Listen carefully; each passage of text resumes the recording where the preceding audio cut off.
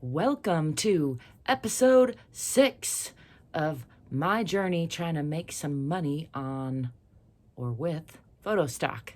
My Photostock journey. I'm Angel, by the way, in case you don't know, now you know, and you can call me Auntie Angel if you want to. I have embarked on this adventure to see if I can make any cash with stock photography. From a position of needing to make cash, which is never a good position. I shouldn't say never, but is frequently not the best position to try to do something from. And that is certainly the case with stock photography. If I was coming from a different position, I think I would be having different results. Isn't that always the case? Nonetheless, I'm going to share my journey as it is from where I am and hopefully save you some of the time, some of the aggravation that I am running into, as well as maybe inspire you to give this a go yourself. I'm going to lay this out in the framework of the good, the bad, and the ugly, and then give you a little overview of where I'm at with my individual platforms so far. And then I think tomorrow I'm going to do a weekly overview. I have been doing one of these pretty much every day. I think there was one day I did 2 and one day I didn't do any, but it's working out. That today is day 6 since I started, and this is episode 6. So the good. I finally got 3 submissions approved from Alamy. And that was one of the first platforms that I was interested in and has proven to be one of the most difficult, aside from Adobe, that I still have not been accepted into. So the submission process for Alamy is tedious, to say the least.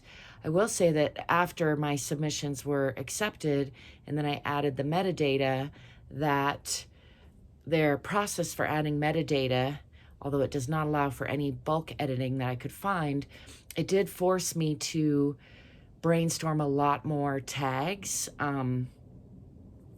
and choose the top 10 in a way that some of the other platforms didn't. And so I think in the arena of improving my skill set, that Alamy is going to prove valuable. I have heard from some of the YouTubers who do make money on stock photography already that Alamy at least used to be a viable source. I think things are changing, as they often always are. So that may be changing for other people, and for me so far it has been challenging to even get those 3 photos approved, submitted. And then on the bad side is also Alamy, because after all that effort and nearly a week, I still can't figure out how to get now the photos have a green bar. They say they're for sale, but in my manager part, they say they're not approved and not for sale, and they don't show up.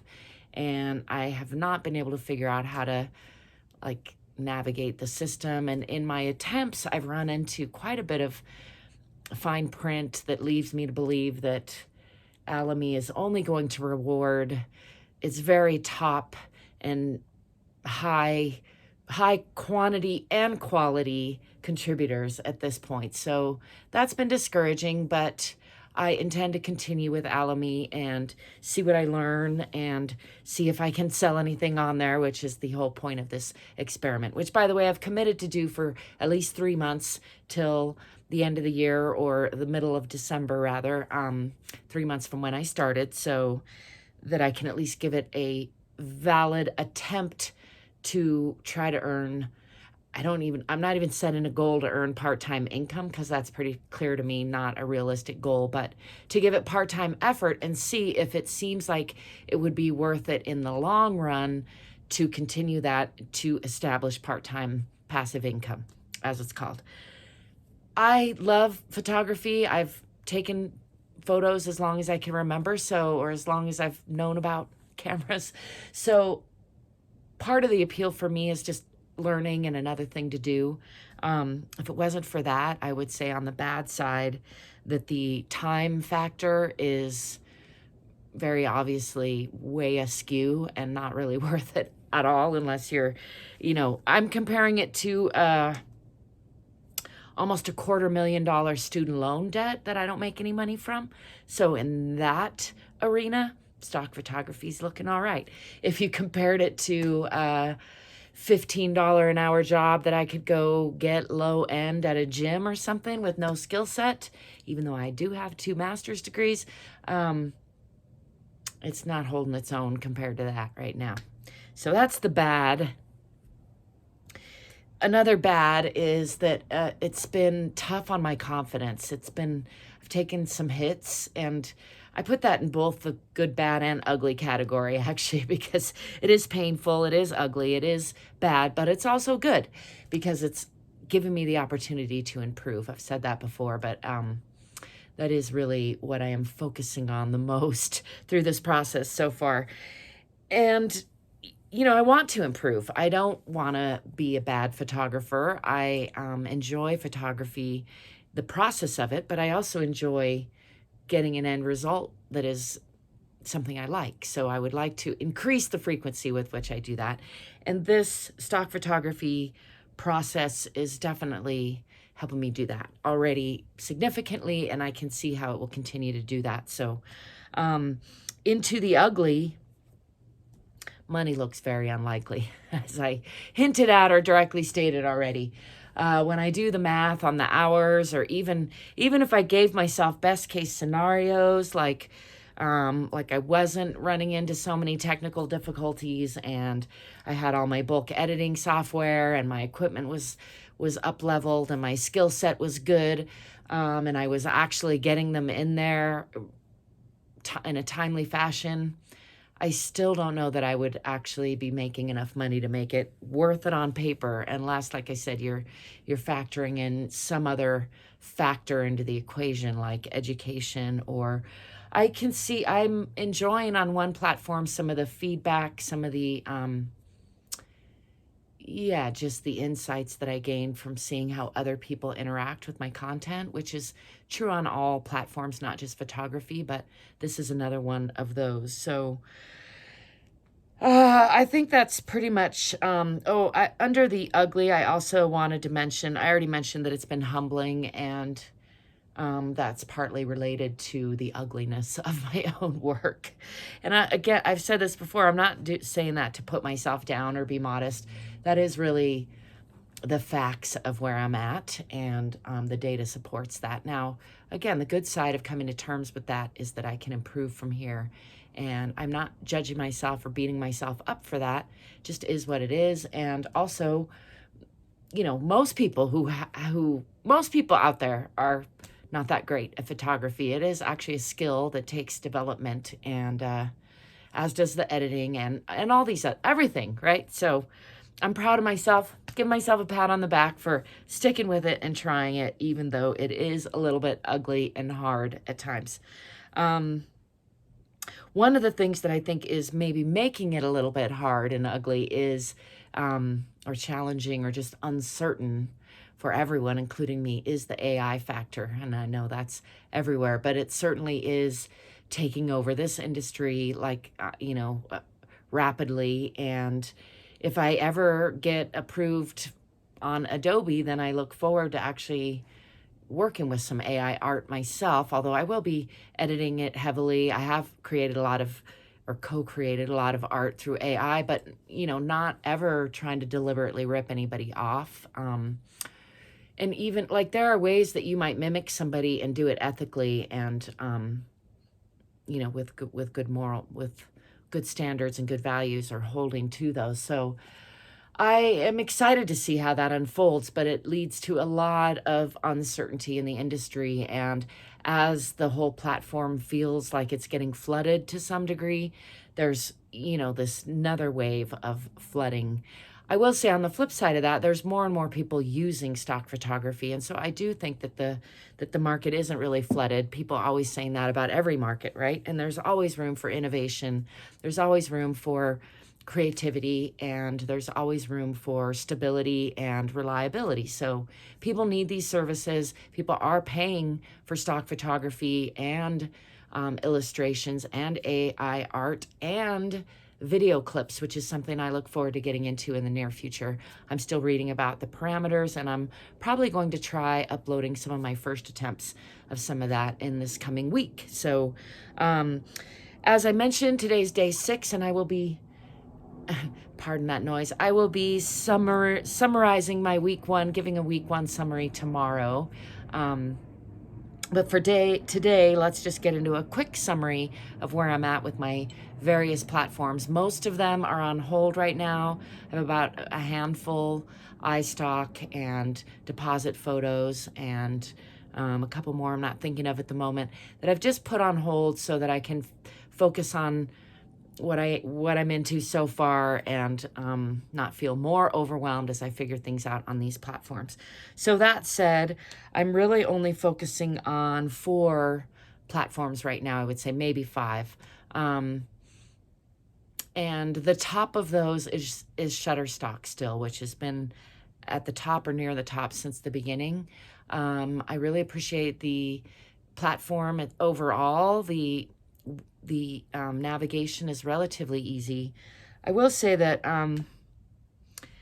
that said, there's parts to every platform that are frustrating, and that I wish they would like learn from each other and take the best parts, which is interesting. But Shutterstock does not lend itself well to bulk editing, and maybe that will change as I figure out the file transfer protocol stuff.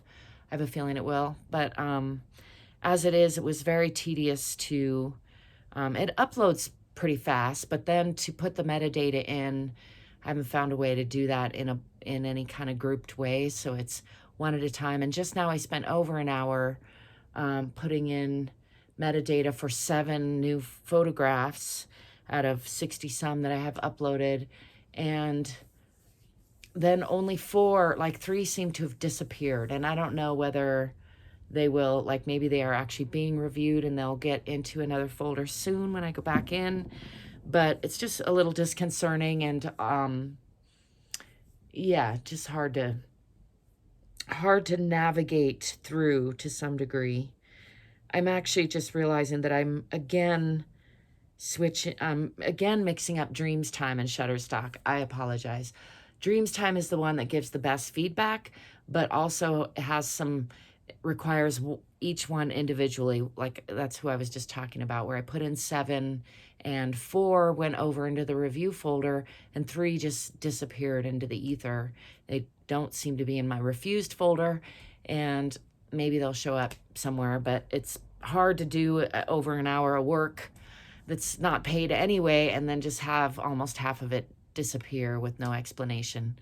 It's very frustrating and a little demoralizing. So that's going on, but I'm gonna keep on it, at least for now. I have still I think 49 there in Dreams Time, and I had uploaded another batch, and then I did those 7 trying to make some change to have something to report to y'all. I did review some more of the ones that were refused, and I really do appreciate that there's actual human beings spending some time actually giving some real valuable tips there. So as a learner, there's a lot to be said for that, and I will be spending time, really trying to digest the feedback that I'm getting on the refused files so that I can not keep making the same mistakes. And a lot of it is quality of image, soft focus. I'm sure part of that is my eyes, and part of that is not understanding the autofocus qualities of my camera when I'm using that. But anyway, all works in progress. So I mentioned Shutterstock. Shutterstock I have 47 and 40 pending review. And I just uploaded another batch, which I think puts me at 138 ready to submit, but all those needing metadata. And because there's 40 still waiting in review for a little while now, I think a day or so, I decided to just leave that alone until I get something back from that. And that has me listed, I'm trying to remember, it's Dreams Time with all the feedback that has me listed at 84.5% approval rating right now, which all the platforms have made clear that the more you get approved, the faster they will review you, which makes sense. It's, they're trying to get through stuff. Pardon that noise again. 500px is the other platform that I'm still opening up on my screen, and I just tried to upload a huge batch because I'm planning on using that potentially as a portfolio platform, and I just wanted to see what it would do, honestly. So I just bulk copied from a file, I think over 800 files without a file transfer protocol, which I realized after I did it is what that's for, I think I've read, and try to just drop it into 500px. And it's been frozen for a while, not surprisingly. So we'll see what happens with that. If anything, I will report probably on my summary report tomorrow for my first week. As it stands, it's been a little disappointing, not gonna lie, but also very educational and a little inspiring because, as I mentioned, it has inspired me to try some new things and learn some new skills and go out and shoot in some new ways. All of that I appreciate very much. I intend to hold my agreement with myself and keep at it for at least the 3 months and at least the average of 15 hours a week. My first week is looking at way more than that 15 hours, but I think that I might be able to pull it back to, closer to 20 or something.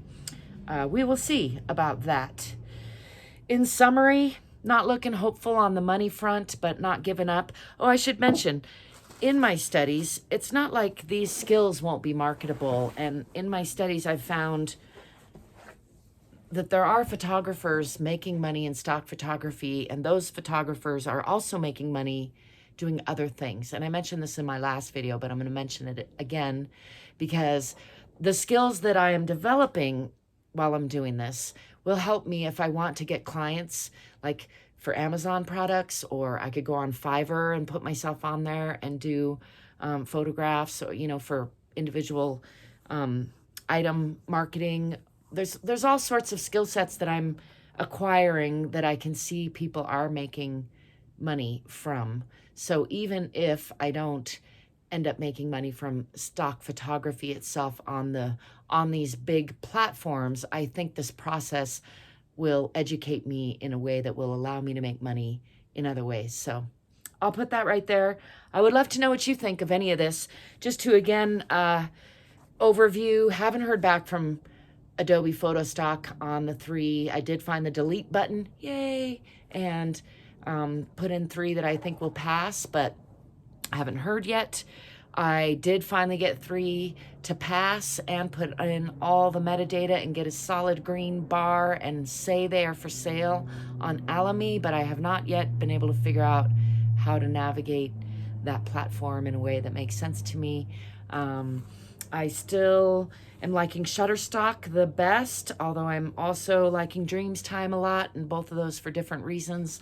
And both of those I have just under 50 in my portfolio of approved files for sale, and no sign of any sales yet, and no real expectation of that. But I think if I can keep up this pace, that I should have a portfolio at the end of this 3 months that there's a good chance we'll make at least a little bit of sales. We'll see. Dreamstime is winning as far as feedback on rejected files, and is helpful in that learning process. And 500px is winning as far as just letting me upload anything, but I can see they're wanting me to pay. They're giving me like 1 more week. They give you a 2-week free subscription to their pro, and then they want me to sign up at around $15 or a little less a month so that I can build a website and profile there and then sell some of my files. And I may very well do that. I'm not 100% sure yet.